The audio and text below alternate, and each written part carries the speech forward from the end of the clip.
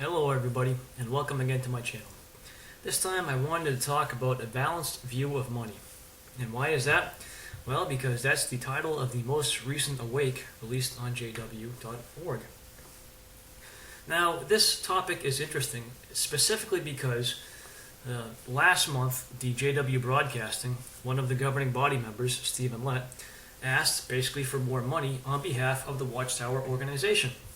He said that they had more money going out than there was coming in. And he asked people to basically up their donations to support all of the theocratic initiatives that the governing body has decided to engage in. So the current Awake, or the most recent Awake, talks about a balanced view of money. Now, if you read that Awake, you will find notably absent Jesus' admonition to count the cost before you begin to construct a tower. And why is that? Well, because no doubt it was designed to coincide closely with the governing body's web broadcast that they just released. So they're not going to show Jesus giving advice that they blatantly ignored in their articles on being balanced about money.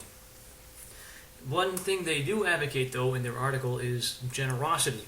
And they talk about how generosity begets generosity.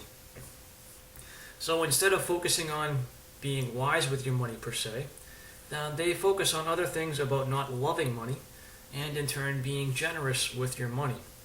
So the Awake article doesn't really contain good advice on how to be fiscally sound for yourself. It only talks mostly about not loving money and in turn being generous with your money. Now, why would they talk about that instead of telling you how to be fiscally sound and really having a balanced view towards money? Well, the reason is because they're trying to get more donations from people. And I kind of had a video where I wondered what exactly was happening with all the money. Where's all the money going? Why do they need so much money? Well, since then, something has occurred to me which I think answers my own question. This is nothing more than a theory. I have no proof to back this up, but there's something that I heard multiple times throughout the course of my history as one of Jehovah's Witnesses. And that was that when there are nice kingdom halls, more people come and there's an increase. So they started the campaign, or whatever you will, to build kingdom halls in foreign lands that didn't have much money, because they realized that when they built halls in places where people didn't have much money, that more people would start to come to the kingdom halls. So, for example, African countries, they would have great Bible study rates, they would have great field service calls, but people would never come to the meetings. What they discovered is once they built the kingdom halls, people started going to the meetings. And this would increase the number of witnesses, because once they started going to the meetings, eventually this would lead to baptisms. So a light went off in someone's head that said, you know something? What really brings the increase is having nice, beautiful buildings where people can go to worship. So they started off the Kingdom Hall Fund to build kingdom halls all over the world, and they began doing this en masse. And they realized that you can build kingdom halls in third world countries a lot cheaper than you can build them in the developed lands. And they started doing this. And if you note the yearbooks in the last 10 or so years, or however long that's been going on, you will discover that in those third world nations, that is where the vast majority of the increase is coming. So what that really tells you is that the increase is truly coming from the fact that people have a building to go to versus the fact that the preaching work is being done. So the message Jehovah's Witnesses are preaching does not in and of itself convince people to become Jehovah's Witnesses. However, when they have a building to go to, well, suddenly it's different. Suddenly people want to go. I can't help but think that that reminds me of established religions of Christendom. They build these nice, big, beautiful cathedrals that people go to, and people focus on the cathedral or the church as the center of worship more so than the actual message. So it occurs to me that Jehovah's Witnesses have, in effect, taken one step closer to being mainstream Christianity, with the exception of their still extreme beliefs in many ways. However, somebody has realized that when there are nice kingdom halls for people to go to, the numbers increase. And someone has also realized that no matter how much preaching work they do, that doesn't really cause numbers to increase. So, therefore, somebody who is interested in increasing the amount of people who are Jehovah's Witnesses would focus more time and effort on building kingdom halls than they would on preaching. So, where does the money go? Well, here is my conspiracy theory. I cannot prove this, but what I honestly believe is that the organization realizes that when they invest their money in buildings, that is where people really start going. So the increase can therefore be tied to the buildings. So why is it that all of a sudden the governing body has all of these Kingdom Hall projects that they want to get completed? Well, look at countries like the United States, for example. The increase is not all that spectacular, perhaps with the exception of the non-English language field in the United States. And the governing body says, well, you know something? We realize that if we have nice, new, beautiful kingdom halls, people will start going there. And this has been their experience. And they have told their followers this time and time again. I have heard this multiple times. I just never put two and two together. So my honest belief is that where the money is going is into building kingdom halls, because that is where the governing body believes they are going to get the increase.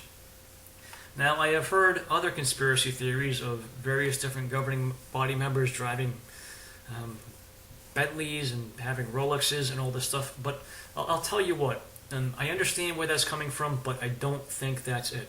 I know the governing body has their little pinky rings and they have their really expensive suits, but for the amount of money that corporation makes, they're really not showing off all that much bling. I mean, think Flava Flav, if you will. They're nothing compared to that. A pinky ring, a $5,000 suit, a couple of $5,000 suits, okay, that's a little bit expensive, but there's a lot more money there than that. And yeah, they get flown around first class all over the place, but I really don't think that they're spending the lion's share of the money on themselves. Now, I've heard rumors of hedge funds and investments and all this stuff, and I can neither confirm nor deny any of that. Those things may exist, I don't know. But I personally don't think that the governing body is profiteering off of the work. I think that what they want is they want followers. To them, the money is irrelevant. They just want more people to be Jehovah's Witnesses, because ultimately Jehovah's Witnesses are following them. So, when you have that mindset, when you just want to have as many people following you as you can, what are you going to do with your money? You're going to use it in a way that gets you as many followers as you possibly can. So when you sit back and look at the numbers and you see, you know something? It takes over 7,000 hours of preaching to get one person baptized, but when we build kingdom halls, all of a sudden more people start going. You're going to realize that, okay, preaching is good to keep the indoctrinated people in the religion, but building kingdom halls is good to get new people in the religion. So let's go and build as many new kingdom halls as we can, and let's go and refurbish as many existing kingdom halls as we can, so that they're big, beautiful structures. Because when this happens, well, this is where we're going to get the increase. This is where we're going to get more Jehovah's Witnesses, and ultimately, Jehovah's Witnesses are followers of the governing body. They have to be, because they're not allowed to disagree with anything the governing body says, at the pain of being disfellowshipped. So, having a balanced view of money. The governing body wants Jehovah's Witnesses to have a balanced view of money so that they will continue to contribute to the Watchtower organization, which will thus enable the Watchtower organization to continue building new kingdom halls, which will continue to attract more people to Jehovah's Witnesses. If you notice, publications are scaling back, the printing is scaling back. They're trying to get more people to download publications because they know that the printing business is not a moneymaker anymore. If they can get people to donate to their real estate scheme, and those people get wrapped up in having this nice, beautiful kingdom hall they can go to, well, they have another follower. And there is lots of historical precedent for this. The ancient Jews were so proud of their temple that they focused on the temple to the exclusion of the actual worship of their God. I believe that many people these days do the same exact thing. The world has many examples of absolutely ornate, gorgeous churches and other places of worship. And having such a gorgeous, ornate, impressive building has a profound effect on people. And I think that the organization, the Watchtower organization, is just beginning to tap into this. And in my mind, this is part of their transition to something different. As to whether or not they become less cult-like, I don't know. Right now they are still very cult-like, but they are beginning transitions in a number of different ways, and the building process is just part of that. So that is my conspiracy theory about where the money is going and what they're doing with it. And I maintain, if somebody can provide me proof that the governing body actually uses the money to enrich themselves in a selfish fashion, I would thoroughly enjoy seeing it. And going back to the days of Rutherford, that was very easy to do. I have no disagreements there. But I honestly believe the modern governing body is more interested in having people follow them than they are in having riches for themselves. Because for the amount of money that corporation makes, they could certainly put on a lot more bling than they do. Anyways, that's my crazy video for this time. I hope you enjoyed it. Take care.